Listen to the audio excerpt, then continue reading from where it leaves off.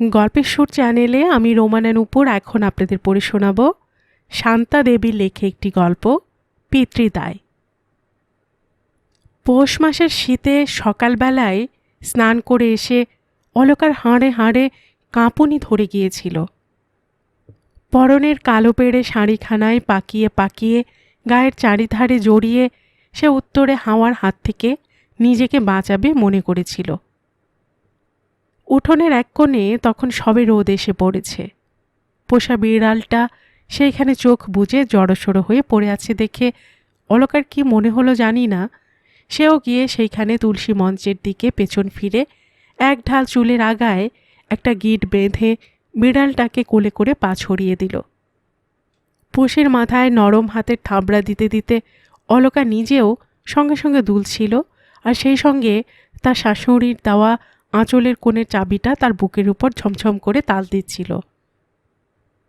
বৈঠকখানা ঘরের পেছন দিকের বারান্দা দিয়ে অন্দরের উঠোনে ঢুকে ত্রৈলোক্যনাথ সবুজ বালাপোষখানা গায়ে জড়াতে জড়াতে সদ্য স্নাতা কন্যার রাঙা মুখখানির দিকে তাকিয়ে যেন নিজেও খানিকটা সতেজ হয়ে উঠে বললেন, কি গো রানী, অলকমণি, সকালবেলা উঠে বুড়ো ছেলের খোঁজখবর না নিয়ে পুষিমিনিকে আদর দেওয়া হচ্ছে যে দেখছি।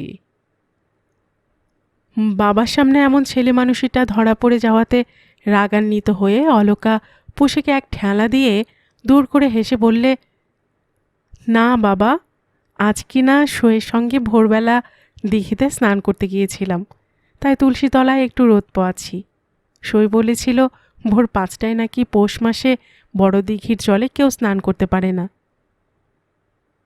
বাবা মেয়ের রাঙা মুখে ঠান্ডা ফ্যাকাশে হাতখানা বুলিয়ে বলল, তা বেশ মা, এখন আমার খাতাপত্রগুলো একটু গুছিয়ে গেছে দাও দেখি, আর কাউকে দিয়ে তো আমার এ কাজ হয় না।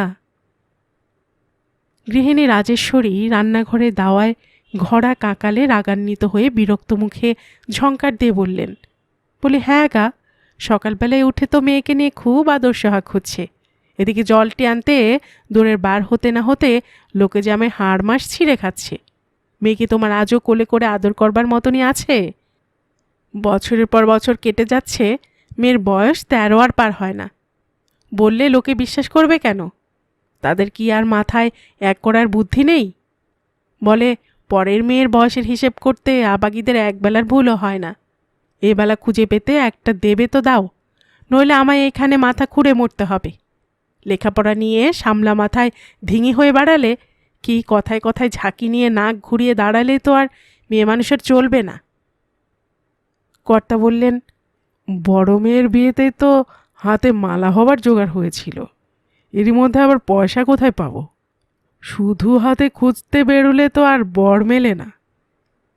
গিন্নি বললেন, সব তো বুঝি, কিন্তু তার বিয়ের সময় যে মেয়ে জন্মায়নি এমন তো আর নয়।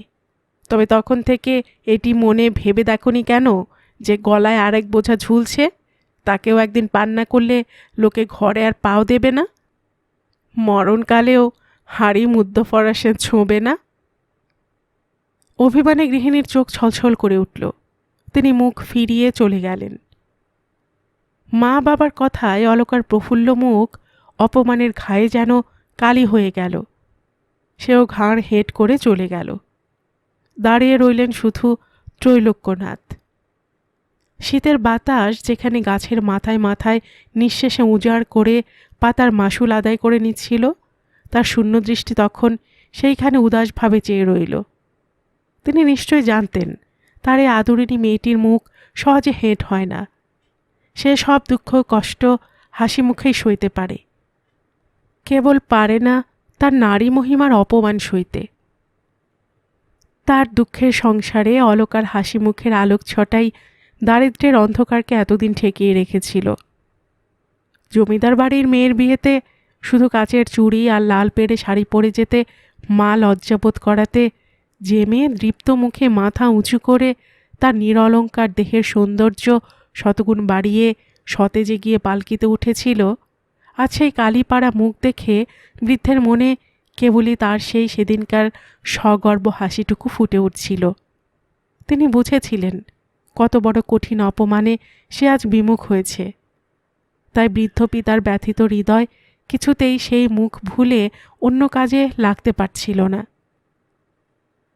মেয়ের বিয়ে নিয়ে স্বামী স্ত্রীতে মান অভিমানের পালা এ বাড়িতে 4-5 বছর ধরেই চলছে, কিন্তু মেয়ের সামনে বড় বেশি হয়নি।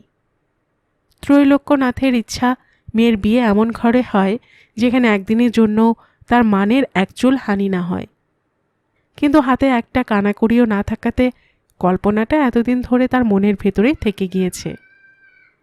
বড় মেয়ের বিয়েতে বড় ঠকেছেন, তাই এবার পণ করে বসে আছেন কিছুতেই ঠকবেন না।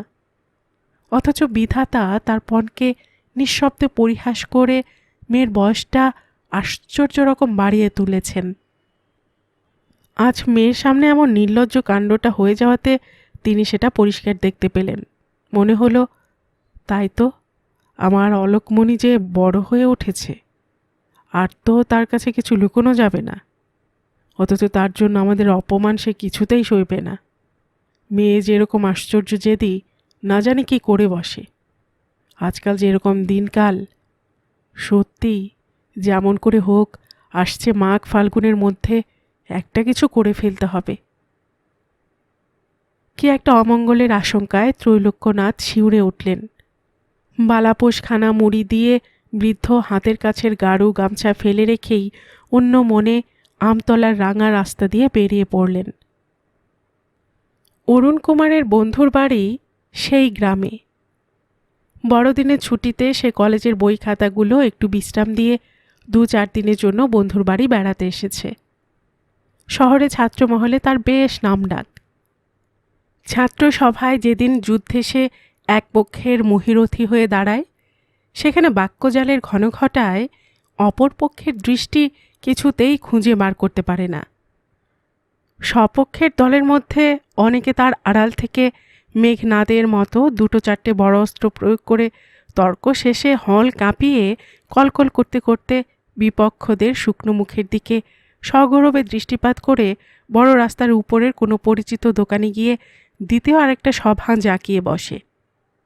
তখন মুখের কাজ দুইভাবেই চলে। কথার অবকাশে যে সময় পাওয়া যায়, টেবিলের উপর সাজানো গরম গরম লুচি তা তখনই পূর্ণ করে তোলে।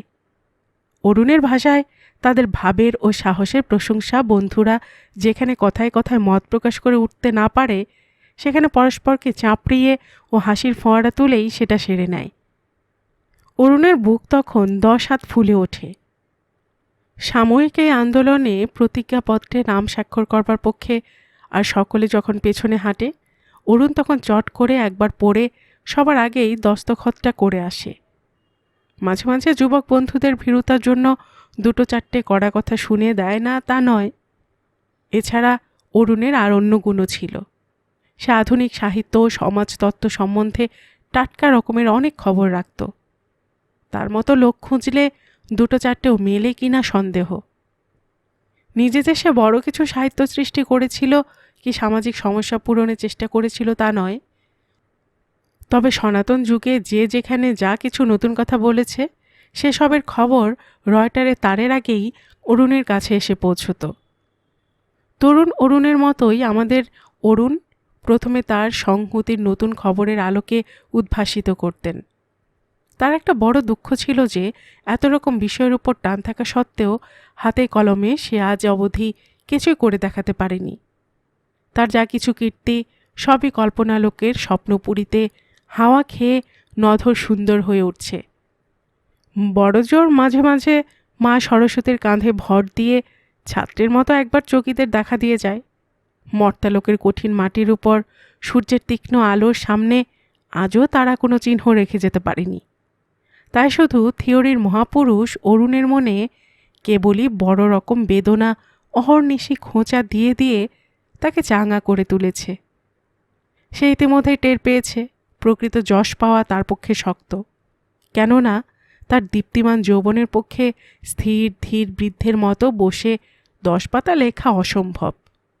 তা যতই কেননা তার বিন্যাসের মধ্যে ভাবরসের প্রাচুর্য আর ভাষার বিন্যাস থাকুক, আর সমাজতত্ত্ব সম্বন্ধে কোনো গবেষণা করা তো আরোই কঠিন। কারণ বড় বড় পণ্ডিত থেকে আরম্ভ করে নিতান্ত চুনোপুটি পর্যন্ত লোকের যে যে বয়সে পড়েছে সবগুলোই বেশ জলের মতো সে বুঝেছে। এবং সভা সমিতিতে সেসব কথা অনেক উদ্গার করেছে, কিন্তু তার উপরে নতুন কিছু আর তো সে খুঁজে পায় না। সব কথাই তো তারা সেখানে বলে শেষ করে দিয়েছে। কাজেই করবার মধ্যে যদি থাকে বৈজ্ঞানিক আবিষ্কার কিংবা সৎ সাহসের কাজ, এটা বোধহয় সকলেই অনায়াসে বুঝবেন যে মনস্তত্ত্ব দেহতত্ত্ব যার ব্যবসা, সে কি আর বৈজ্ঞানিক পরীক্ষাগারে নবীন কলকবজা নিয়ে ব্যস্ত থাকতে পারে? কাজে সে স্থির করেছিল বিনা পণে দরিদ্রের কন্যা গ্রহণ কিংবা ওই জাতীয় কিছু একটা সোজাসুজি উপায়ে নিজের অসাধারণত্ব প্রকাশ করবে। এতে খুব বেশি বিদ্যা বুদ্ধি পাণ্ডিত্য কোনোটারই দরকার হবে না। ভগবান দয়া করিয়া তাকে যে পুরুষ জন্ম দিয়েছেন, এক্ষেত্রে বিজয় গৌরবও সে আজন্মলব্ধ পৌরসেই অনায়াসে লাভ করা যায়। অক্লেশে এ যে মহাকীর্তি স্থাপন সে করবে বিশ্বের দরবারে, দুন্দুভি বাজিয়ে কোনো হিতৈষী বন্ধু যদি সেটা তাকে নাই করে দেয়, তবে সেটাও না হয় তরুণ স্বয়ং একটা ছদ্মনামে খবরের কাগজের পাতায় পাতায় তুলে বঙ্গবাসীর ঘরে ঘরে পৌঁছে দেবে। কিন্তু বেচারা অরুণ, সে যে এত বড় ত্যাগ স্বীকারটা করবে, তার বিনিময়ে সে কেবল খবরের কাগজের রূপ রস শব্দ গন্ধ স্পর্শহীন ফাঁকা বাউবাটুকুই পাবে। অন্তত জয়মালাটা রূপসী ষোড়শীর পদ্মহস্তে তার কণ্ঠে এসে যদি না পড়ে, তবে তো সবই বৃথা। তার অন্তরে সৌন্দর্য পিয়াসী তরুণ প্রাণটি এটুকু দাবি ছেড়ে দিতে পারছিল না। শুধু বিশ্ববিদ্যালয়ের ছাপের জোরে সে তো মুখের একটা কথা ফেললেই সোনায় রূপায় মোড়া একটি পত্নী এবং সঙ্গে সঙ্গে তার চিরদিনের মোটামুটি খোরাক পোশাকটা পেয়ে যেতে পারে।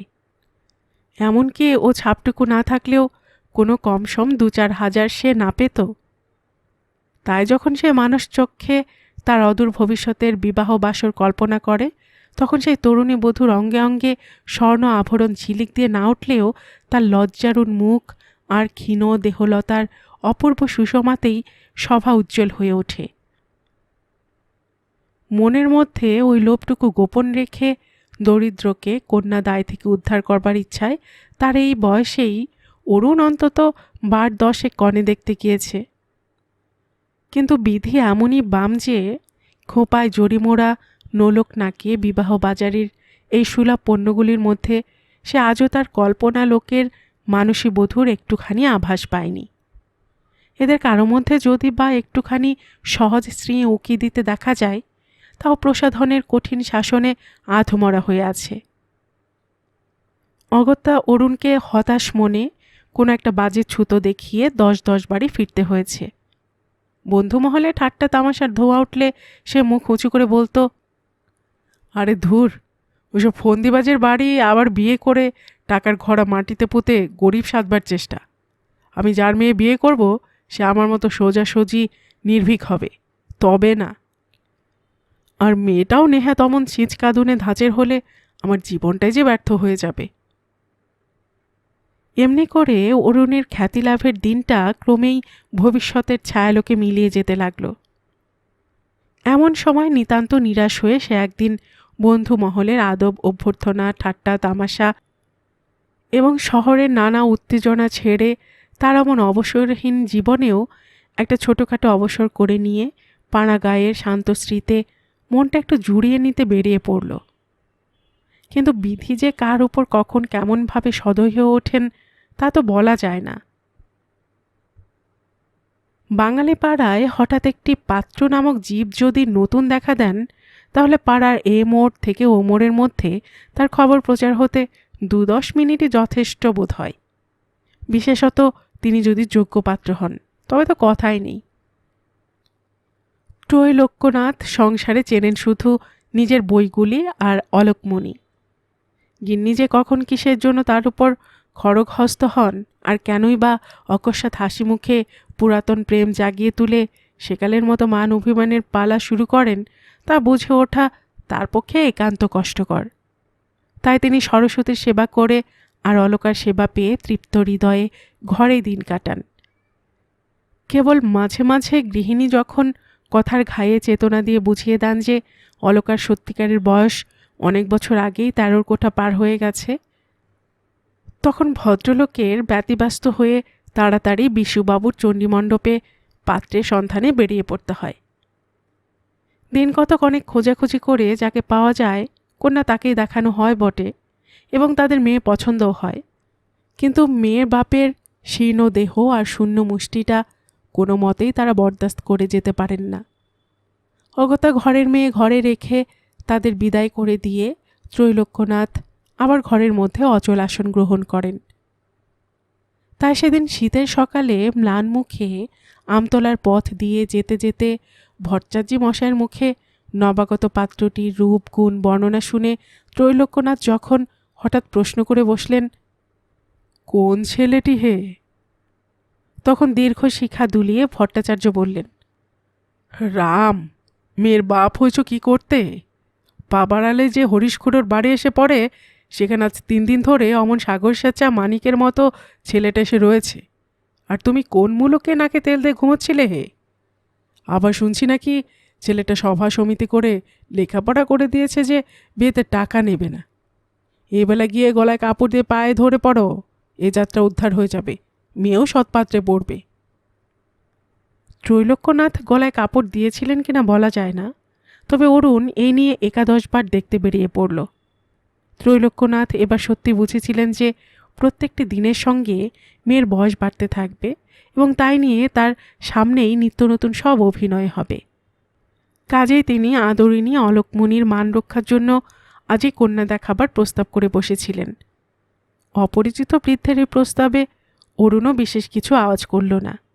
সেও বোধহয় ভেবেছিল, অজানা মুহূর্তে একবার ভাগ্য পরীক্ষা করে দেখা যাক না, রোমান্টিক রকম কিছু একটা ঘটে যেতেও তো পারে। সেই দিনই সন্ধ্যায় মেয়ে দেখানো হবে। মেয়ের মা খবর শুনে আহ্লাদে আটখানা। সঙ্গে সঙ্গে তার মন উতলে উঠল। যদি টাকা থাকতো তবে বিয়েতে মেয়েকে জমিদারের মেয়ে বিধুর মতো হাল ফ্যাশনের পুষ্পহার, হাতে 8 গাছা বসন্ত বাহার চুড়ি গড়িয়ে দিতেন। তা কপালে তো আর অত সুখ লেখা নেই। যাক, 2 গাছা আঙুরদানার ফারফোর ফাঁপাবালা গড়িয়ে দিলে হবে। মনকে সান্ত্বনা দিয়ে গৃহিণী বাইরের ঘরের কুলুঙ্গির ছেঁড়া মলাটের আবর্জনাগুলো একটানে বিদায় করে দিয়ে কর্তার তক্তপোষের ছেঁড়া তোষকখানার উপর নিজের গায়ের পুরনো শালখানা ঢাকা দিয়ে ঘরখানাকে একটু পরিষ্কার করবার চেষ্টায় লেগে গেলেন। ঘরদোর গোছানো, খাবার করা হতে না হতে অরুণ এসে উপস্থিত। মা ডাকলেন, আয় মা অলোক, তোর চুল কগাছা বেঁধে দিই, সন্ধে হয়ে এলো, গা ধুয়ে নীলাম্বরী কাপড় পরে আয়। মা জানতেন কেউ দেখতে এসেছে বললে মেয়ে কখনোই সাজসজ্জা করতে রাজি হবে না। তাই সত্যিকারের খবরটা মেয়ের জানা থাকলেও মিথ্যা কথা বলেই তার প্রসাধন দিতে হয়। আজ কিন্তু অলকা বলে বসল, না মা, আমার এখন চুল বাঁধতে ভালো লাগছে না, আমার মাথা ধরেছে। মা মনে মনে ভাবলেন, থাক, আমার মায়ের অমনি রূপে জগৎ ভুলে যাবে। তবে কপাল থেকে চুলটা বেঁধে দিলে মস্ত কপালটা আর খাড়ার মতো নাকটা একটু কম দেখাতো। যাক, ভাগ্যে থাকে তো এতেই হবে। টাকার যোগান থাকলে কি আর কিছু ভাবতাম? মেয়ে এতদিনে তবে রাজরানী হয়ে মতির মালা গলায় দিয়ে সোনার খাটে পা ঝুলিয়ে দিন কাটাতো। বৈঠকখানা ঘর থেকে ডাক এলো, মা অলোক, পান নিয়ে আয় দেখি মা। ঘরের ভেতর অরুণ তখন সুখ স্বপ্নে বিভোর। একটি সুন্দর উজ্জ্বল মসৃণ মুখ আর একজোড়া ডাগর সলজ্জ হাসি আবছায়াভাবে কেবলই তার মনের মধ্যে ফুটে উঠছে। মেয়েটি এক হাতে নীলাম্বরীর একটুখানি কোণ মুখের কাছে টেনে ধরে ঘাড় হেঁট করে আরেক হাতে পানের ডিবেটা তার কাছে এগিয়ে দিচ্ছে। প্রথম প্রণয় কাব্যের গোপন পুলকের স্পর্শও প্রথম দর্শনের লজ্জার মধুর মিশ্রণে তার তরুণ কোমল মুখখানি রক্তাভ হয়ে উঠেছে। মাধুরী যেন ফেটে পড়তে চায়। পায়ের মলের মৃদু শব্দ সেই রূপ মাধুরীর সঙ্গে একটুখানি মোহন সুরের আমেজ বয়ে যাচ্ছে। হঠাৎ অরুণের এই স্বপ্নের জাল ছিঁড়ে ফেলে ঘরের মধ্যে নিঃশব্দে অলকা এসে দাঁড়ালো। অলঙ্কারের নূপুর নিক্কণ কি মাথা ঘষার স্নিগ্ধ গন্ধ তার আগমনই ঘোষণা করেনি। দেবতার অকস্মাৎ আবির্ভাবের মতো সে হঠাৎ উদয় হয়ে স্বপ্নবিভোর অরুণকে সচকিত করে তুলল। অরুণের দিকে পাশ ফিরে পানের ডিবেটা তার বাবার হাতে তুলে দিয়ে সে এমনভাবে ফিরে দাঁড়ালো যেন শুধু ডিবেটা দেবার জন্যই তাকে নেহাত একবার এসে পড়তে হয়েছে। ঘরে যে আরেকজন নবাগত তৃতীয়া প্রাণী রয়েছে সেটা অলকার চোখে পড়েও যেন পড়েনি। এই নতুন প্রাণীটির আগমনের সঙ্গে যে বিশেষ করে তারই একটা সম্পর্ক আছে সেটা মনে করে তার মনে তরুণ স্বভাবসুলভ যে লজ্জা আসন বিস্তার করবার চেষ্টা করছিল, তার এই স্পর্ধায় অলকা আরও লজ্জিত হয়ে উঠছিল। এই দরিদ্রের মেয়েটির গৌরব কি অহংকার করবার কোনো কিছুই প্রায় ছিল না, কিন্তু তার তেজস্বী মনটি পরাভবকে কিছুতেই স্বীকার করতে পারত না। এমনকি লোকের চোখের কৌতূহলী দৃষ্টি যে তার বাহিরের আবরণ ভেদ করে অন্তরের দৈন্য কি দুঃখের দিকে একটু কটাক্ষ করবে, তাও তার অসহ্য ছিল। তাই সে নিজের স্বাভাবিক লজ্জাতেও লজ্জিত হয়ে শক্ত সারথির মতো উচ্ছ্বসিত লজ্জার রাশ টেনে ধরে রেখেছিল। জোর করে সে মাথাটা খাড়া করে রেখে সশব্দে চাবির গোছা পিঠের উপর ফেলে ঘর থেকে বাহিরে যাবার উপক্রম করতেই ত্রৈলোক্যনাথ বললেন, অলকা, অরুণবাবুকেও না হয় তুমিই পানটা দাও। অলকা দৃপ্ত ভঙ্গিমায় ঘাড় ফিরিয়ে অরুণের হাতের কাছে পানের ডিবেটা এগিয়ে ধরল। এই দরিদ্রের মেয়েটির গৌরব কি অহংকার করবার কোনো কিছুই প্রায় ছিল না, কিন্তু তার তেজস্বী মনটি পরাভবকে কিছুতেই স্বীকার করতে পারত না।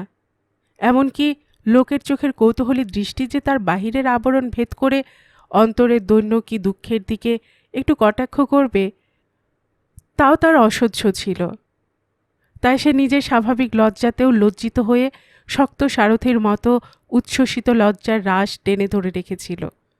জোর করে সে মাথাটা খাড়া করে রেখে সশব্দে চাবির গোছা পিঠের উপর ফেলে ঘর থেকে বাহিরে যাবার উপক্রম করতেই ত্রৈলোক্যনাথ বললেন, অলকা, অরুণবাবুকেও না হয় তুমিই পানটা দাও। অলকা দৃপ্ত ভঙ্গিমায় ঘাড় ফিরিয়ে অরুণের হাতের কাছে পানের ডিবেটা এগিয়ে ধরলে। প্রসাদদাত্রী দেবীর মতো সে অকম্পিত হস্তে অরুণের হাতের প্রায় উপরেই পানের ডিবেটা তুলে দিল। কৃপা ভিক্ষুর মতো দেবীর করস্পর্শে অরুণেরই হাত কেঁপে উঠল। কৃপা ভিখারিণী হলেও অলকা যে মহিমাময়ীর মতো অরুণের এত ঊর্ধ্বে দাঁড়িয়েছিল, তাতে অরুণের মনটা আপনি যেন কেমন নত হয়ে পড়ল। অগ্নিবরণা অলকার নিরাভরণ হাতের লাল কাচের চুড়ি দুটি আজ তার চোখে পদ্মরাগ মণির মতো জ্বলে উঠল।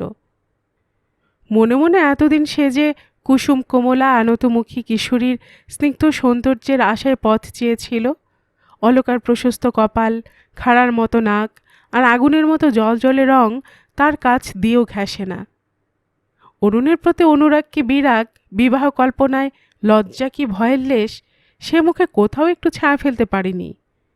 আগুন যেমন বিশ্ব গ্রাস করেও সেই এক রক্ত মূর্তিতে বিরাজ করে, কোনো পরিবর্তনের দাগও তার গায়ে পড়ে না, তেমনি এই মেয়েটির মনে সুখ দুঃখ, লজ্জা ভয়, আনন্দ কি নিরানন্দ যারই স্রোত বয়ে থাকুক না কেন, বাইরে তার কোনো প্রকাশই হয়নি।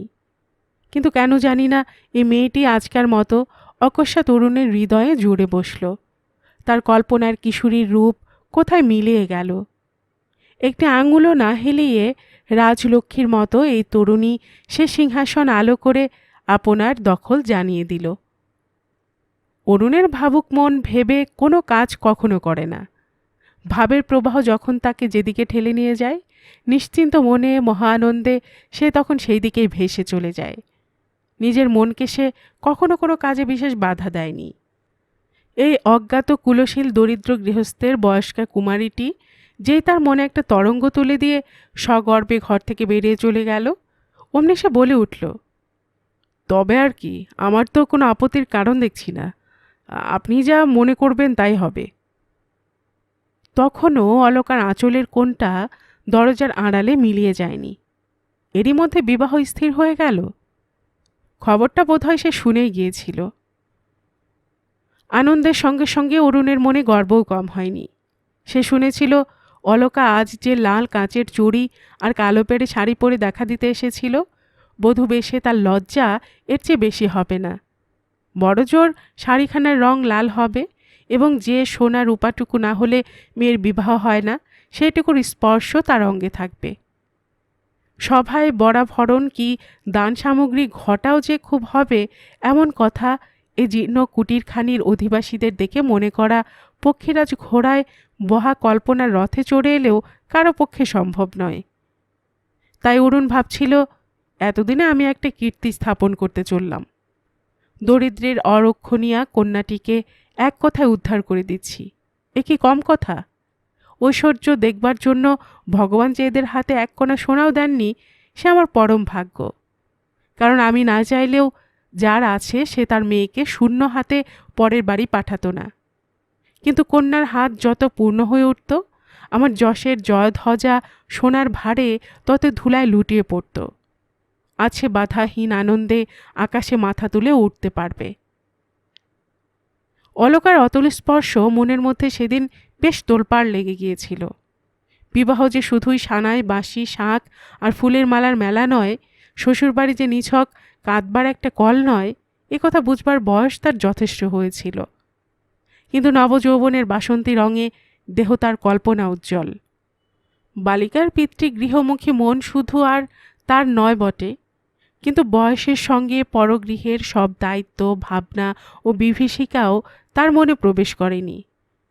মানুষ যে বহুরূপী, তার মন যে নদীর জলের স্রোতের মতো কত আঁকে বাঁকে ঘুরে চলে, সেসব কথা আজও অলকার অজানা।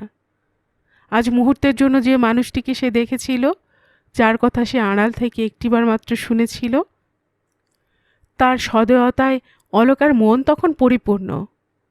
অলকার মনে হচ্ছিল এ মানুষটি যেন তার আজন্ম পরিচিত, তার রূপগুণের যেন তুলনা হয় না। এইটুকুতে যে মানুষের সমস্ত পরিচয় হয়ে যায় না, সে কথা অলকা আজ ভুলে গিয়েছিল। যাকে আছে বরণ করতে দাঁড়িয়েছে, তার রূপও যে অলকারই মনের রঙে রাঙা, তাও সে আজ বোঝেনি। অরুণের প্রতি অলকার মন সম্ভ্রমে মাধুর্যে পরিপূর্ণ হলেও সেই সঙ্গে তার মধ্যে একটা গোপন ব্যথা তাকে অনুক্ষণ পীড়া দিচ্ছিল। যার কাছে আছে একবার মাথাও নোয়ায়নি, এমনকি পাছে কোনো মনের কথা ধরা পড়ে এই ভয়ে যার দিকে সে ভালো করে একবার তাকায়ও নি, সেই নিতান্ত পরের কাছেই পিতা হয়তো দারিদ্র্যের দোহাই দিয়ে করুণা ভিক্ষা চেয়েছেন। হয়তো সেই কাতর ভিক্ষার বলেই আজ তার এই সৌভাগ্য। ছি ছি ছি! লজ্জায় অলকার মাথা হেঁট হয়ে আসছিল। অপমানে দুঃখে ক্ষোভে তার রাঙা মুখ ফেটে যেন আগুন ঠিকরে পড়ছিল। তার পিতা কন্যার বিবাহ ক্রয় করবার উপযুক্ত মূল্য দিতে অক্ষম। এই কথা আজ আনন্দের মধ্যে ক্ষণে ক্ষণে তাকে বলে যাচ্ছিল। অরুণের গৃহে তোমার অধিকার নেই। অরুণ মহৎ বটে, কিন্তু তোমার দেনা পরিশোধ না করে কোন মুখে তুমি সে মহতের গলায় চিরপ্রেমের মালা দেবে? শুধু প্রেমে হবে না, মূল্য চাই যে। অলকা দরিদ্রের মেয়ে বলেই বোধহয় আজ পর্যন্ত নিঃসংকোচে কারো ভালোবাসার উপহারও গ্রহণ করতে পারেনি। তার মনে হতো করুণা যেন ভালোবাসার ওর না, তার সঙ্গে ছলনা করতে এসেছে। এমনকি যাকে সে আজন্ম প্রাণ দিয়ে ভালোবেসে এসেছে, সেই সই তার সই পাতানোর উপলক্ষ করে তাকে আঁচলাদার হয়ে কাপড় দিয়েছিল। সেবার ভাবনায় 3 দিন তার ঘুম হয়নি। কেবলই মনে হতো বিজয়ের সময় সেই বোধহয় তার পুরনো ঢাকায় পার বসানো ঝিনুকের শাড়ির ছলটা ধরে ফেলেছে। তাই এ দয়া। নিজের হাতে শিউলি ফুলের রং করে সেই কাপড়খানায় একটু চেহারা ফিরিয়ে সইকে ফেরত দিয়ে তবে সে হাঁপ ছেড়ে বেঁচেছিল। দেবার সময় বলেছিল, সই, এই কাপড়খানা প্রায় তোমার খানারই মতো, কেবল সুন্দর দেখাবো বলে আমি যা একটু রং করে দিয়েছি। ত্রৈলোক্যনাথের অলোকমণির বিবাহ। মায়ের এত সাধের পুষ্পহার কি বসন্ত বাহার চুড়ি কিছুই গড়ানো হলো না, এমনকি চিরিতন চুড়ি কি আঙুর পাতা বালাও জুটল না। জমিদার কন্যা বিধুর সভা উজ্জ্বল করা গহনার বাহার আজ তাকে কেবলই উন্মনা করে তুলছিল। ওই মেয়ের গায়ে অত হীরেমতির ছটা, আর আমার সাক্ষাৎ জগদ্ধাত্রীর মতো মেয়ের গায়ে কিনা সোনার আঁচড়টুকু পড়ল না। অলকার গহনা হলো 8 গাছা ডায়মন্ড কাটা রূপোর মল আর একজোড়া হালকা রকম ইহুদি মাকড়ি। হাতে 4 গাছা দিল্লি দরবার কাঁচের চুড়ির সঙ্গে একজোড়া শাঁখা পরিয়েই কনের অলঙ্কার শেষ হয়ে গেল। কোথায় রইল মতির মালা, কোথায় বা হীরার মালা? শুনেছিলেন অরুণের বাবা খুব মস্ত বড় লোক, লাখপতি বললেই হয়। অরুণ এখন সেখানে খবর দিতে কিছুতেই রাজি হলো না। একেবারে জয়শ্রী ও জয়মাল্য সঙ্গে করে বিজয় গৌরবে সে সেখানে গিয়ে দাঁড়াবে। সকলকে এমন একটা চমক দেবে যার কেউ কখনো দেয়নি। আগে থেকে এমন কীর্তিটা সে ফাঁস করতে চায় না। তাই আজ 1 মাস হলো সেখানে সে বিশেষ কোনো খবর দেয় না। কেবল মাসের গোড়ায় একবার জানিয়ে রেখেছিল যে সে কিছুদিনের মতো দেশ ভ্রমণে বেরিয়েছে। হাতে টাকা নেই, কাজে অরুণ নিজেও কিছু দিতে পারেনি। তবে শাশুড়ি জামাই দুজনেরই আশা ছিল অমন রূপের বউ পেলে শ্বশুর কোনো 5-10 হাজার টাকার গয়না না দেবেন। ছোট উঠানে 50-60 লোকের মাঝখানে গোটা 10 আলো জেলে কোনো রকমে অলকার বিয়ে হয়ে গেল। মেয়েরা সানাই বসাতে অনুরোধ করেছিল, কিন্তু টাকা কে দেবে? তাই ঘন ঘন উলু দিয়ে আর এক জোড়া শাঁখ বাজিয়েই সে সাতটুকু মেটাতে হলো। অরুণের মনটা আজ কেমন যেন একটু খুঁতখুত করছিল। শীতের সন্ধ্যায় একে দেশটাই কেমন ম্লান, গাছপালাগুলো নিঝুম, বেড়াল কুকুরগুলো জড়সড় হয়ে কোণে কোণে পড়ে আছে। মানুষের চেহারাও এখন কেমন যেন ফাটা চটা। তার উপর আলো সানায় লোক লস্কর কিছুরই সমারোহ নেই। বিয়ে বলে মনে হয় কি করে? বড়লোকের ছেলে কল্পনায় দরিদ্রের বিবাহটা যেমন করে এঁকেছিল, দেখল বাস্তব তার চেয়ে ঢের বেশি ম্লান, বিষণ্ণ। সে ভাবত কনের গায়ে গয়না না থাকলেও পুষ্প আবরণের অভাব হবে না, সানাই না বাজলেও বাসর আলোয় উজ্জ্বল সুন্দর হয়ে থাকবে, গালিচা না থাকলেও পদ্মহস্তের নিপুণ আলপনায় স্নিগ্ধ দেখাবে। কিন্তু গরিবের বাড়ি অত করে কে? কোনো রকমে একটু পিঁড়ির উপর আলপনা দিয়ে আবার তখন অন্য কাজে ছুটতে হচ্ছে। সব দিক থেকে দারিদ্র আজ ফেটে বেরিয়ে পড়তে চায়। অরুণ আজ নিজেও তাই একটু ম্লান মুখেই বিবাহ সভায় এসেছিল। শুভ দৃষ্টি মাল্যদান সব হয়ে গেল। অরুণের মন খুব যে খুশি হয়ে উঠল তা মনে হলো না। কিন্তু সকলের চোখের আড়ালে সমস্ত ক্রিয়াকলাপের অবসানে যখন অলকার সঙ্গে তার প্রথম দেখা হলো, তখন তার চোখের সম্ভ্রমপূর্ণ কৃতজ্ঞ দৃষ্টিতে অরুণের মন আবার যেন গা ঝাড়া দিয়ে উঠল। আজ প্রায় 1 মাস হলো অরুণের সঙ্গে অলকার বিয়ের কথা হয়েছে। পাড়াগাঁয়ের ঘাটে পথে নির্জনে দেখাও হয়েছে, কিন্তু অলকা একদিনও তো তার দিকে ভালো করে চায়নি, কথা বলা তো দূরে থাক। যদি বা কখনো চেয়েছে, তাও নেহাত পথের পথিককে চেয়ে দেখার মতো। আজ প্রথম তাকে নিতান্ত আপনার জেনে সে তার কৃতজ্ঞতার উৎস চোখের দৃষ্টিতে ভরে এনেছিল। অন্যের সামনে তার যে অসীম কৃতজ্ঞতা সে জানাতে চায়নি। শুভদৃষ্টির দৃষ্টি তার একেবারেই নিরর্থক শূন্য দৃষ্টি। দরিদ্রের প্রেম কি সবার সামনে সে স্বীকার করবে? উদাসিনী তেজস্বিনী অলকা তাই আজ 1 মাস পরে আপনার জেনে নিজের অনধিকারের দাবির কথা ভুলে গিয়ে কল্যাণী বধূর বেশে স্বামীর পায়ে কৃতজ্ঞতার অঞ্জলি নিয়ে এসেছে। অরুণের বিমুখ মন তাই দেখে ক্রমে প্রসন্ন হয়ে এলো। দিন 7 শ্বশুর বাড়িতে কাটিয়ে অরুণ মহা ফাঁপড়ে পড়ল। কি করে হঠাৎ বউ নিয়ে বাড়ি গিয়ে হাজির হবে? অথচ এখন না গেলেও নয়। বিয়ে যখন করেছে তখন নিয়ে একদিন যেতেই তো হবে। কিন্তু যে বেচারা এতকাল কেবল কথার ব্যবসা করে কথায় কথায় বিশ্ব সংসার ছেয়ে বেরিয়েছে, সত্যি কাজ করবার শক্তি তার বড় বেশি বাকি ছিল না। এমনকি একটা উপায় ভেবে বের করবার মতো মস্তিষ্কের জোরও তার ছিল কিনা সন্দেহ। তার মনে হচ্ছিল এই 7টা দিন যেমন পরিপূর্ণ আনন্দে কেটেছে, তেমনি নিশ্চিন্তে নিছক আনন্দ সুধায় জীবনটা যদি ভেবে থাকত, যদি কোনো ভাবনা কোনো চিন্তা না থাকতো, তবে সে তার চির আকাঙ্ক্ষার ধন যশ গীতের বাসনাও তুচ্ছ বলে ভাসিয়ে দিতে পারত। কিন্তু সে তো হবার নয়। এ বিশ্বের নিরালায় লুকিয়ে আনন্দ সম্ভোগ করবার জায়গা কোথাও মিলবে না। অলকার সঙ্গে মনস্তত্ত্ব, সমাজতত্ত্ব, দর্শন প্রভৃতির আলোচনা ছেড়ে ওই পাষাণ প্রতিমার অন্তরের সুধা নির্ঝরে শুধু ক্ষণিকের মতো ম্লান করে তাকে উপায়ের সন্ধানে একদিন কলকাতা যাত্রা করতে হলো। যাবার সময় সে প্রতিজ্ঞা করে গেল অলকাকে রোজ একখানা করে চিঠি লিখবে। সত্যি প্রতিদিন সকালবেলা স্নানাহারের পর অলকার নামে একখানা করে চিঠি আসত। যেমন তার এত স্থির জানা ছিল যে একদিনও বোধহয় ডাক হরকড়াকে ডেকে চিঠি দিতে হয়নি। কোনো না কোনো কাজের ছলে অলকা ঠিক সেই সময়টা বাইরের ঘরে হাজির হতো। তার দুর্ভাগ্যর যত কিছু নিদর্শন ছিল সে এতদিন ধরে লোকের চোখের আড়াল করে রেখে প্রাণপণ চেষ্টা করেছে। কিন্তু আজ পরিপূর্ণ সৌভাগ্যের দিনেও কোনো মানুষ যে তাকে অতখানি ভালোবাসে, সে সৌভাগ্যের কথা সে লোককে জানতে দিতে চায় না। রোজ যে তার চিঠি আসে এবং তার জন্য যে সে এত ব্যগ্র, এ কথা তার বাড়ির লোকও জানত কিনা জানি না। এমনকি যে পিয়ন নিত্য সেই আনন্দের বার্তা বহন করে আনত, সেও বোধ হয় অলকার প্রাত্যহিক উপস্থিতিটা একটা আকস্মিক ঘটনা বলে মনে করত। অলকার আনন্দখনি ওই চিঠিখানি সারা দিন সে নীরবভাবে তার বুকের কাছে ঘুমিয়ে থাকত। অনেক সময় পাড়াশুদ্ধ ঘুমের কোলে ক্লান্ত শরীর আনন্দে বয়ে দিত, যখন তাদের মেটে ঘরে পাশের খাটে তার পিসির কোলের ছেলেটিকে বুকে জড়িয়ে লেপের তলায় গাঢ় ঘুমে আচ্ছন্ন হয়ে থাকত। তখন প্রদীপের ওই অতটুকু আলোকের স্পর্শে সেই ঘুমন্ত চিঠিখানি শতকণ্ঠে তাহার হৃদয়ের সমস্ত গোপন কথা নিয়ে জেগে উঠত। ঘুমাবার আগে রোজ অলকা ওই সুখ স্পর্শটুকু নিয়ে বিছানায় ঢলে পড়ত। এমনি শান্তভাবে বুকের মধ্যে কোমল সুখের অনুভূতি নিয়ে যখন অলকার দিন কাটছিল, তখন একদিন 1,002 টাকার নানা অলংকার সঙ্গে করে হাসি মুখে অরুণ এসে হাজির।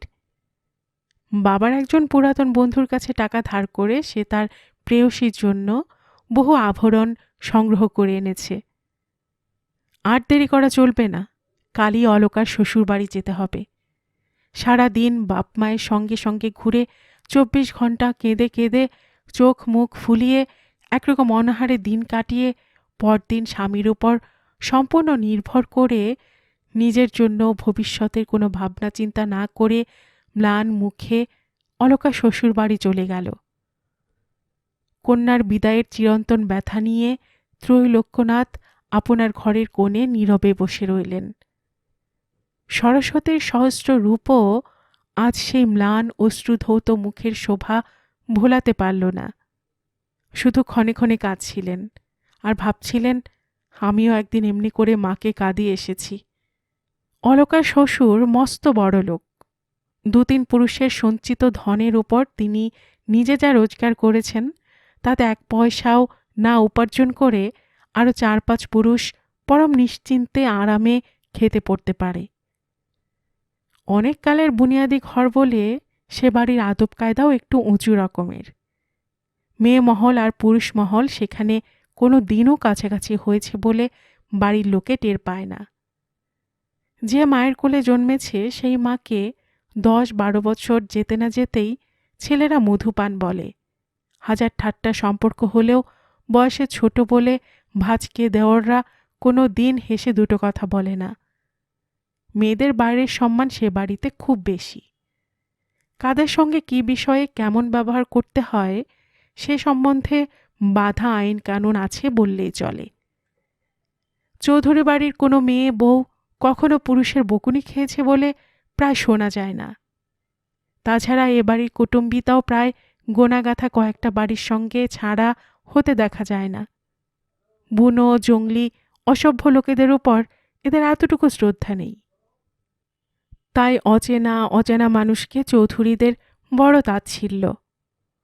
ঘণ্টা 4 আগে একখানা টেলিগ্রামে খবর দিয়ে এহনো বাড়িতে বউ নিয়ে অরুণ যখন এসে উঠল, তখন বাইরে প্রশান্ত মূর্তি হলেও ভেতরে ভেতরে বাড়ির প্রত্যেকটি লোকের মনে যেন আগুন জ্বলছিল।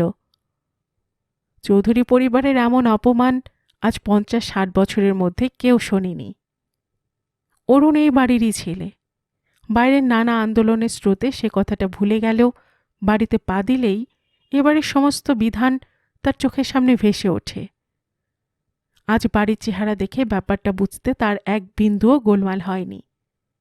অপমানের প্রচ্ছন্ন আগুনই যে তাদের মধ্যে জ্বলছিল তা নয়, আর একটা কিসের আভাসও যেন তাদের মুখের চেহারায় পাওয়া যাচ্ছিল।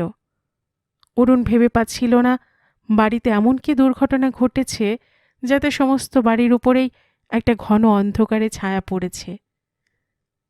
কাউকে সে সম্বন্ধে কোনো প্রশ্ন করতেও তার সাহস হচ্ছিল না, কারণ এতদিন পরে বাড়ি ফিরে আসার পরও কেউ তার সঙ্গে একটিও কথা কয়নি।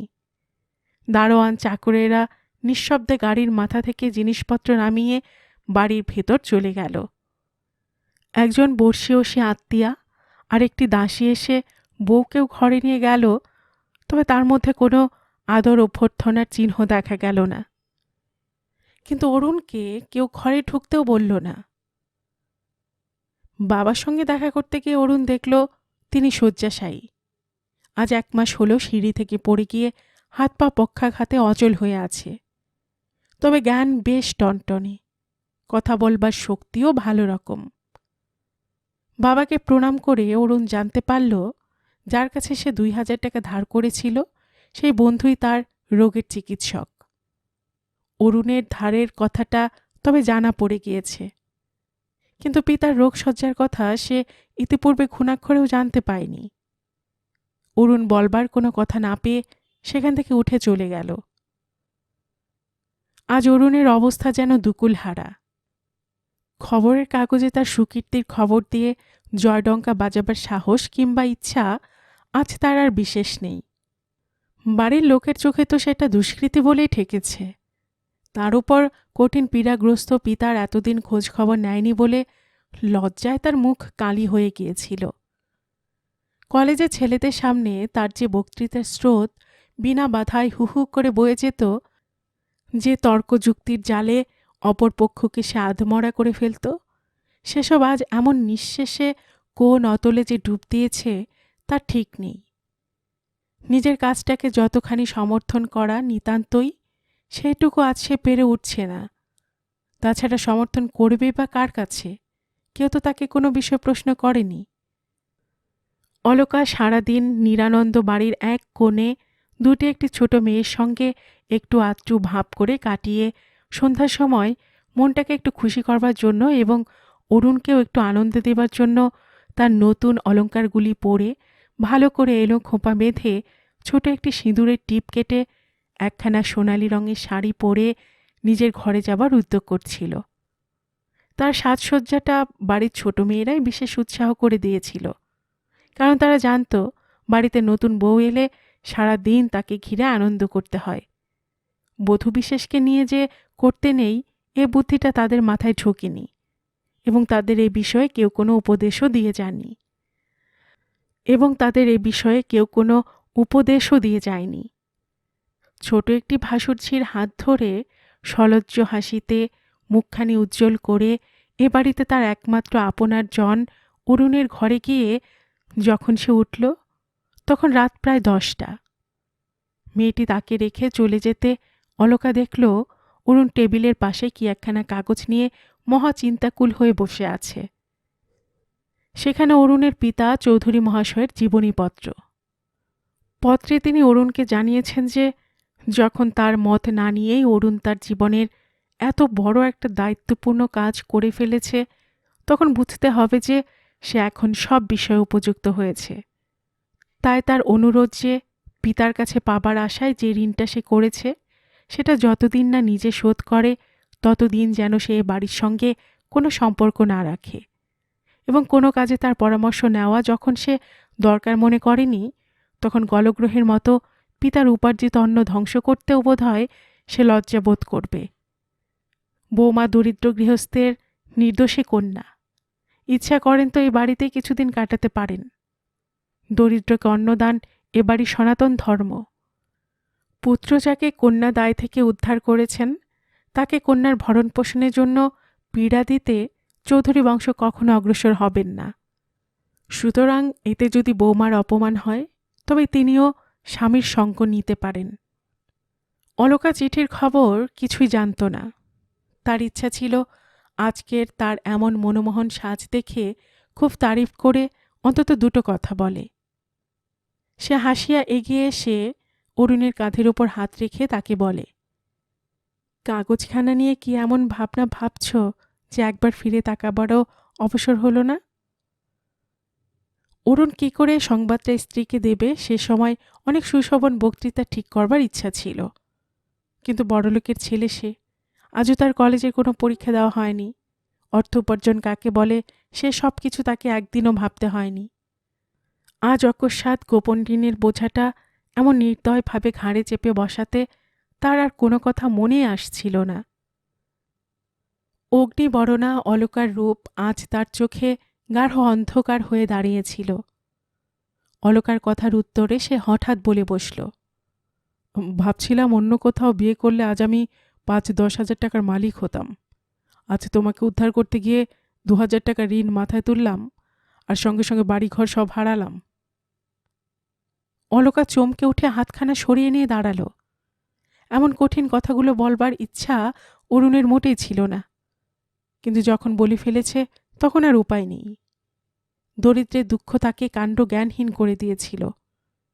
চিঠিখানা অলকার গায়ে ফেলে দিয়ে সে সেইখানেই চুপ করে বসে রইল। চিঠি পড়ে অলকার যৌবন স্বপ্ন এক মুহূর্তের মধ্যে টুটে গেল। নিজের প্রতি ধিক্কারে তার মন ভরে উঠল। ছি ছি, কি নির্লজ্জ, কি কাঙাল সে! শুধু দয়া করে, শুধু দরিদ্রের দুঃখ মোচন করবার জন্য যে তাকে বিবাহ করেছে, তার কাছে সেইটুকু উপকার পেয়ে তুষ্ট না থেকে সে শুধু পথের কাঙালের মতো ভালোবাসা ভিক্ষা করতে গেছে। সাজসজ্জার ছলনায় ভুলিয়ে ফুসলিয়ে দয়ালুর কাছ থেকে তার সর্বস্ব আদায় করে নিতে এসেছে। ভিখারির পক্ষে সে তার এতই স্পর্ধা! অলকা ভুলে গেল যে কাউকে ভোলাতে সে আসেনি, আনন্দ পেয়ে আনন্দ দিতেই সে এসেছিল। কিন্তু এই তীব্র বেদনা তাকে নিজের উদ্দেশ্যও ভুলিয়ে দিয়েছিল। তাই তার সমস্ত আচরণ প্রসাধন তাকে ঘিরে ধরে ধিক্কার দিচ্ছিল। সোনালি শাড়িখানা যেন বেড়া আগুনের মতো জ্বলে ওঠে তার প্রতি অঙ্গ জ্বালাময় করে তুলেছিল। অলকা বলল, তবে আমাকে বাড়ি পাঠিয়ে দাও। অরুণ বলল, তুমি থাকো না, তুমি বউ, তোমার তো অধিকার আছে, কিন্তু ঘরের ছেলে আমি, পরে দুঃখ সইতে পারিনি, তাই যত দোষ তো আমারই। অলকা খাঁড়া দাঁড়িয়ে গম্ভীর মুখে উত্তর দিল, আমার আবার কিসের অধিকার? আমার খাওয়া পড়ার দাম আগাম না দিয়ে কেবল নিরন্নের শুকনো মুখ দেখিয়ে অমনি ঢুকেছি। এখানে থেকে পিতৃ ঋণ আর বাড়াতে চাইনে। কথা বলবার সময় অলকার মুখে একটু দুঃখের রেখা, কি চোখে এক বিন্দু জলও দেখা যায়নি। আগুনের জ্বালার মতো সমস্ত মুখটাই রাঙা হয়ে উঠেছিল। যদি তার মুখে একটু বেদনা ফুটে উঠত, যদি চোখের দৃষ্টিতে প্রেমের দাবি, নিজের অধিকার ব্যক্ত করত, তাহলে হয়তো অরুণ দুঃখের মধ্যেও তাকে সঙ্গিনী করে সুখ পেতে চাইত, হয়তোবা তাতে ফলও পেত। কিন্তু আজ যশোগীতি ধ্বনিত হবার আশাও টুটল, প্রেমের আলোও বুঝি নিভে গেল। রইল শুধু অপমান, দারিদ্র্য আর দুঃখ। কেন তবে সে অন্যের মুখের দিকে চাইবে? নিজেকে চাপা দেবার শক্তিটা, রুদ্রতেজের আগুনটা অলকার মন থেকে তখনকার মতো যদি সরে যেত, তবে হয়তোবা সবাই অন্য রূপ ধরত। এই আঘাতে তার হৃদয় ছিন্ন না হয়ে ব্যাকুল আগ্রহে শেষ অবলম্বনটুকু আরও শক্ত করে জড়িয়ে ধরত। কিন্তু অলকার সমস্ত মন সে মুহূর্তে তাকে ঝাঁকি দিয়ে জানিয়ে দিচ্ছিল, তোমার কোনো অধিকার নেই, যেচে আর অপমানের ভার বাড়িও না। তাই সে সেই কুমারী অলকার মতো দৃপ্ত মুখে ঘাড় বেঁকিয়ে ফিরে দাঁড়াল। একবার মুখ তুলে চাইলও না। অরুণ মুখে বলল না, মনে মনে ভাবল, ভিখিরির মেয়ের এত তেজ। পরদিন অলকার অরুণ একসঙ্গে চৌধুরী মহাশয়ের পায়ের ধুলো নিয়ে বিদায় হল। বাড়ির লোকে ভাবল একসঙ্গে যাচ্ছে।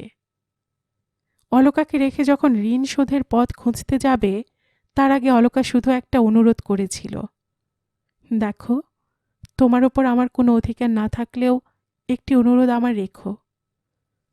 রোজ না হোক ২-৪ দিন অন্তর অন্তর একখানা শুধু খামের ওপর আমার নাম লিখে পাঠিও, কারণ তোমার কাছে আমার অধিকার নেই বললেও আর কারো কাছে সেটা স্বীকার করতে আমি পারবো না। এছাড়া আর কোনো কথাই অলকা বলেনি। অরুণ ভাবল, আমার খরচের জন্য নয়, কেবল নিজের মান বজায় রাখবার জন্য এই অনুরোধ। ঠিক সেই মুহূর্তে কোনটা যে অলকার মনে বেশি ছিল তা অবশ্য ঠিক বলা যায় না। যা হোক, অরুণ রাজি হয়ে গেল।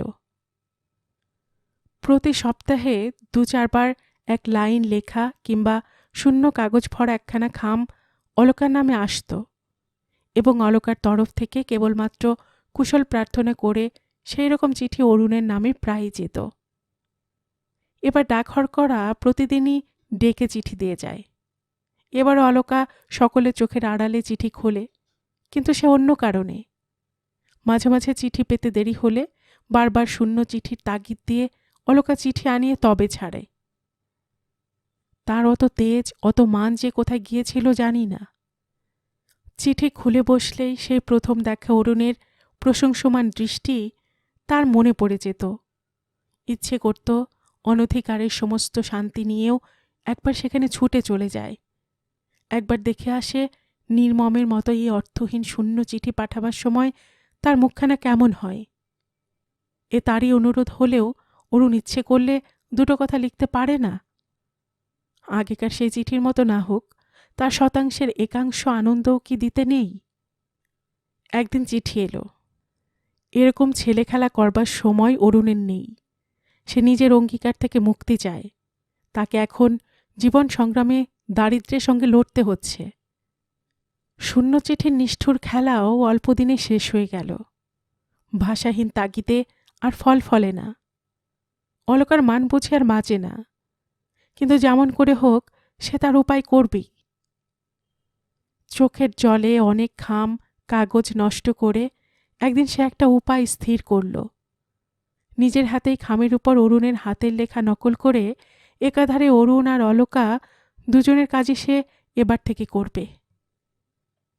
পাড়ার যে নিরক্ষর ছেলেটিকে ধরে সে চিঠি ডাকে দেওয়াতো, এখন তার কাজ আরও বেড়ে গেল, কারণ এখন পালা করে দুজনের চিঠি তাকে ডাকে দিতে হয়। পুরনো চিঠি কখানা খুলে কতদিন অলকা মনে করত একখানা এই চিঠি খামে করে নিজের নামে ডাকে পাঠিয়ে দেয়, কিন্তু কি জানি কেন সে সেগুলো খোয়া যাবার ভয় তার প্রায়ই হতো। তবু সেইগুলো নতুন করে ডাকঘরে ছাপ নিয়ে তার চোখের সামনে এসে দাঁড়ালে হয়তো সেই হারানো দিনের আনন্দ আবার জেগে উঠতে পারত। হাত তুলে খামে ভরতে গিয়ে কতদিন সে ফিরে এসেছে। ভেবেছে এমন করলে চলবে না, আমাকে পাথরের মতো কঠিন হতে হবে। স্বামীর সেসব চিঠিতে আর তার মুখের কথাতেও অলকা একদিন শিক্ষা পেয়েছিল যে মানুষের মন বদলায়। তখন সেটা তত্ত্বকথার মতো ছিল। নিজের ক্ষেত্রেও যে একদিন লাগবে তা সে ভাবেনি। শুনেছিল মানুষের মন নদীর স্রোত, সে দিনে দিনে ক্ষণে ক্ষণে বদলে যাচ্ছে। কিন্তু মন যদি চিরকাল এক জায়গায় নাই থাকে, যদি একদিনের পরিচয় চিরদিনের না হয়, তবে মানুষ অত নিষ্ঠুরের মতো অন্যের মন নিয়ে খেলা করে কেন? কেন সে বলে অন্যের সেসব দিনের কথা শুধু সেসব দিনেরই? নিজের মনে মীমাংসা করে উঠতে পারত না। যদি নদীর স্রোতই মানুষের মন হয়, তবে দুটো নদীর স্রোত কেন একইভাবে বয় না? দুটো মানুষের মন কেন একই সঙ্গে বাঁধে না? ভগবানের এ বড় অবিচার। তিনি যদি মনটা গতিশীল করেছেন, তবে তার গতি এমন এলোমেলো কেন? সে কেন তাল কাটিয়ে এমন বেতালা চলে যায়? মাঝে মাঝে তার ইচ্ছে করত স্বপ্নের বিভীষিকার মতো সব দর হয়ে যাক, কিন্তু সে জানত বিধির বিধান অতি বড় কঠিন। এই বিধানে অসম্ভব সম্ভব হয় না। তবু মানুষের মন তারই পথ চেয়ে থাকে। নিজেকে সে ওই তুচ্ছ আশার মোহেই ভুলিয়ে রাখে। নিজের এসব দুর্বলতায় অলকা নিজের উপর রেগে আগুন হয়ে উঠেছিল। কেন সে পরের জন্য অমন করে কেঁদে মরবে? তার নারী গৌরবে অত বড় ঘাসে কিছুতেই সইবে না। ভাবতে ভাবতে অলকার শরীর মন উত্তত বজ্রের মতন হয়ে উঠছিল। এ বজ্র যে কার বুকে পড়বে, কার সর্বনাশ করবে, তা সে নিজেই ভেবে পাচ্ছিল না। তার মনে হতো হয়তো আর কাউকে না পেয়ে সে নিজেকেই সংহার করবে। নিজের অন্তরের অমূল্য ধন, স্নেহ, প্রেম সব সে পুড়িয়ে ছারখাড় করে ফেলবে। যখন তার অন্তর চাইত স্নেহে প্রেমে পূর্ণ হয়ে উঠতে, তখন সে বসে বসে মনে মনে সূক্ষ্ম তর্কজাল বিস্তার করে মনের সঙ্গে লড়াই লাগিয়ে দিত। বাস্তবিক স্নেহ, প্রেম, ভালোবাসা এসবের প্রয়োজন কি? কেন এমনি কি দিন চলে না? মানুষ যদি নিজের কাজগুলো করে ফেলে, কেউ যদি কারোর জন্য না তাকায়, কেবল প্রয়োজন বুঝে কর্তব্য দেখে করে যায়, তাতেই বা ক্ষতি কি? লোকে বলে বটে অমন করলে আর সৃষ্টি চলে না। তাই অলকা কখনো কখনো ভাবত, আচ্ছা, নাইবা চলল সৃষ্টি। এতদূর পর্যন্ত ভাবতেও তার বাধা পড়ত না। মনে হতো, হ্যাঁ, হয়তো এসবের প্রয়োজন আছে, হয়তো স্নেহপ্রেমী জগতের কেন্দ্র, দুরন্ত ঝড়ের ঘায়ে চূর্ণ বিচূর্ণ। তবে ওই প্রেমকে মানুষ ঠেলতে পারে না। প্রেমে যে বেদনা আছে, তার তীব্র মধুর আনন্দ শূন্য হৃদয়ের দুঃখহীন নিশ্চিন্ততার চেয়ে বরণীয়। কিন্তু থাকলই বা প্রয়োজন, সৃষ্টি জগতের কেন্দ্র, জগতের সঙ্গে তার সম্পর্ক কি?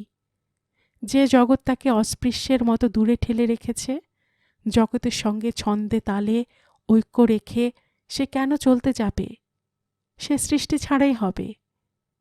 কেউ যা হতে পারেনি আর পারবেও না, তাই সে হবে।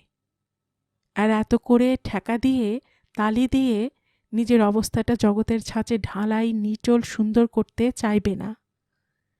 এরকম সব ভাবনা ভেবে ভেবে অলকা দেখত মনটা যেন তার শুকে কাঠ হয়ে উঠছে। কোনোরকম ভাবের কি রসের লেশ খুঁজে পেতে বের করা কষ্টকর। নিজের মনের এই শুষ্ক কঠিন বেদনায় সে বেশ একটা নিষ্ঠুর আনন্দ বোধ করত। তার পাষাণ প্রাণে বেদনা দিয়ে কেউ কাঁদাতে পারবে না। এমনি করে মাথাটাকে চিরদিন উঁচু করে চলা ভালো, নত হবার আর কোনো ভয় থাকছে না।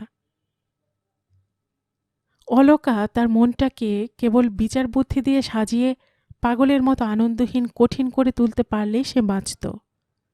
বিচার বুদ্ধির উপরে প্রয়োজনের অতীত কোন একটা হৃদয়ের রাজ্য আছে, আজ সেটাকে অস্বীকার করতে পেলেই তার মুক্তি।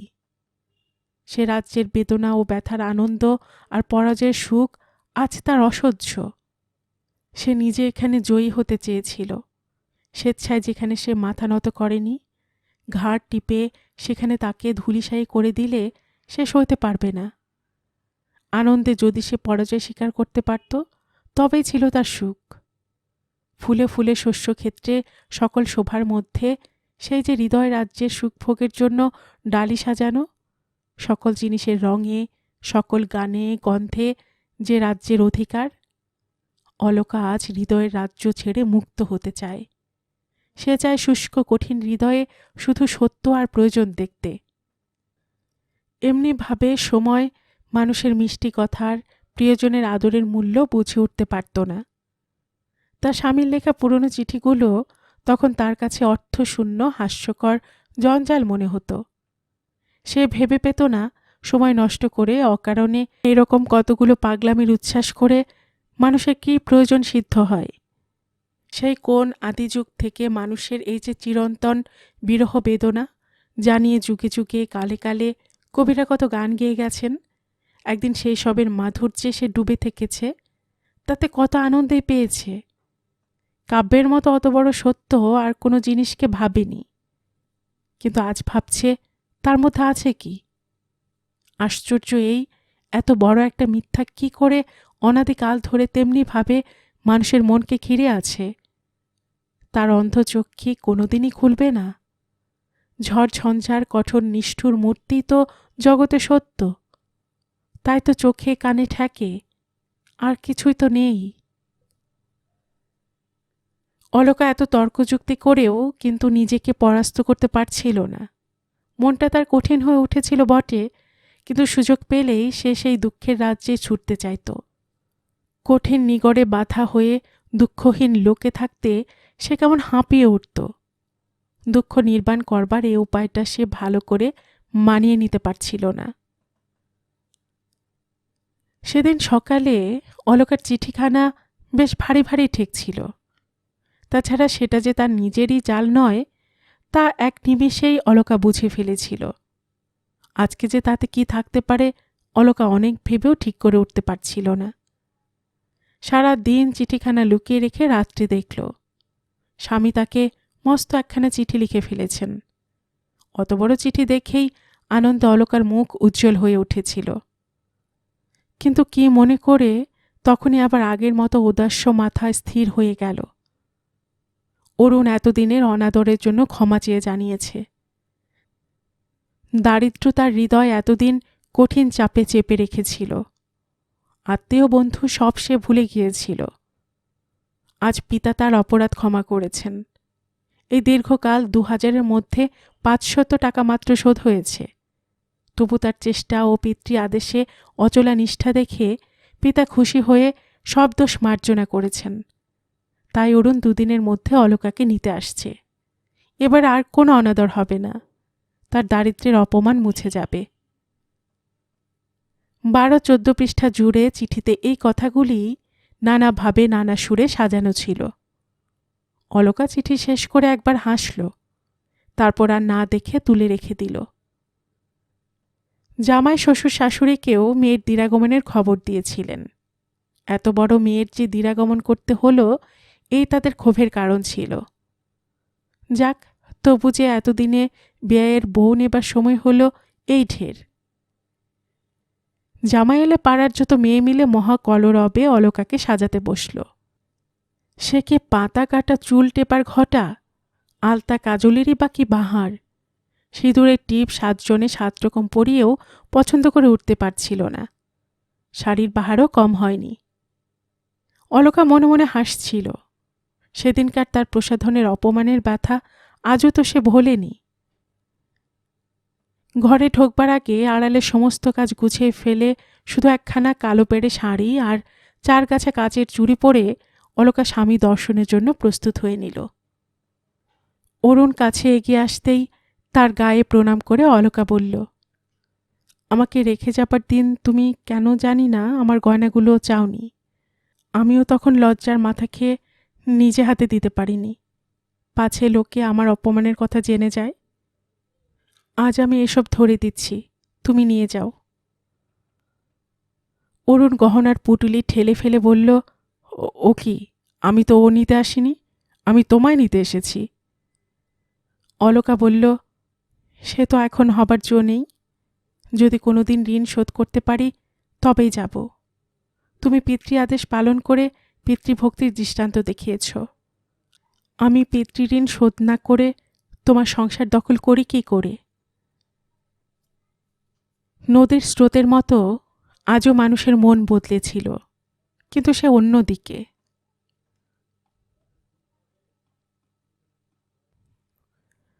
গল্পের সুর চ্যানেলে এতক্ষণ আপনারা শুনছিলেন শান্তা দেবীর লেখা একটি গল্প, পিতৃদায়। আর এতক্ষণ গল্প পাঠে আমি আপনাদের সাথে ছিলাম রোমানা নুপুর।